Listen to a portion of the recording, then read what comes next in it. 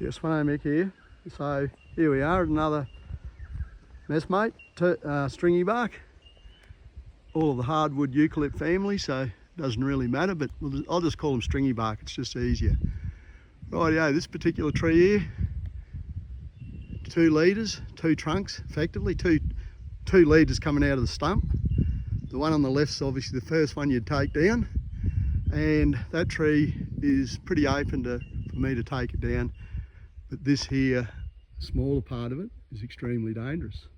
Have a look at the size of the branch that snapped off out of that tree there, the big one, and he's fallen into the smaller one. And that part of it there goes down to the ground.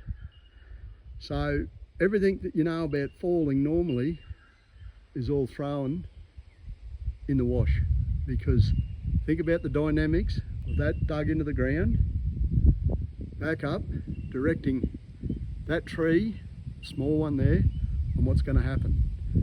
So that's one I'm going to have to think about. I might even pull him over. I think I'll put a scarf in him, small back cut, long rope, get the tractor and pull him over. There's this one here, he's predominantly leaning. He's leaning a tad to the south, but he's got, up in the head, he's got more wood to the north. So he's not going to be a hard tree to wedge over. I would want to wedge him, but what you've got to look at is too, how rotted is it in the guts. This tree here you'd want to take through at that level, just through here, after you've got this one down, for the simple reason that's an easy level to work and less cutting, because you're not cutting right down through the full width of the buttress. He's a lot wider than he is. He's a lot wider in one section than he is in the other. So he is another tree that's 4 foot through. That is extremely dangerous, trust me. This limb here, put my hand around it, that's been rotted for a long time. But you get something like that down through your hard hat, comes down point first, that's all over. That's to kiss your ass goodbye. You'd be in the lap of the gods to whether God could save you, but I'd say not.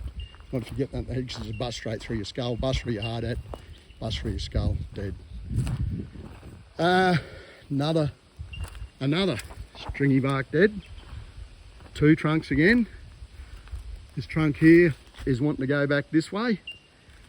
The main trunk is wanting to go to the north, and this one you bring him back to the southwest, out that way. Another dead one there. Half of him's already come down. See that there? That's one I've probably got to look at before much longer, because I don't want it to go through my neighbour, very good neighbour Barry's fence, because he's him and his wife are excellent people, and I don't want to upset them. The tree's fallen down through their property, so that's probably the next tree I'll take down. Extremely dead in the head, extremely dangerous. There again, you've got to have a spotter here with you, like Colin was spotting with me the other day, because if something goes wrong and you're being hit by a piece of timber, you need to have the ambulance, where half an hour from the ambulance here, at minimum half an hour, probably more like 40 minutes by the time they get rolling. If they get rolling straight away from Stanthorpe, they are half an hour from Stanthorpe to here, and 1 hour from Tenterfield to here. So realistically, if you're very injured, you're probably not going to make it. So this is what I mean. You've got to be extremely careful, and sometimes even being that careful, things can go wrong. But there's another big dead one right there, which I've shown you before. He's about 5 foot through at the butt. They're hardwood, they're a heavy wood. I can't speak for North America or the Americas. I can't speak for any other place, but I can speak for here. Density wise, probably the heaviest timber that I worked with in the hardwood sawmill was yellow stringy. Yellow stringy, your gums, some of your gums were heavy, your grey gums and the likes, and extremely heavy was iron bark. I'll show you a decent iron bark tree one day, but there isn't a lot of iron bark here. But I'm saying that, like I say, he's big. He's a big tree. Matter of fact, he's a ginormous tree, and it's probably one, if I could get that one down and I get a good spotter, he will want to go north. So that way is north. There's the tree I was just down at with a 4.5 foot through at the butt with the two big leaders out of it, the big limb. There again, big trees. Right, I'm gonna leave that.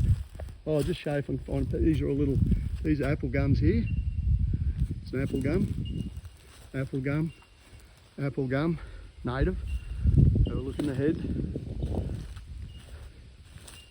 I'm just moving around. Rightio. Another double barrel, but he's healthy. I'm going to show you his bark and have a quick yarn to you about dingoes.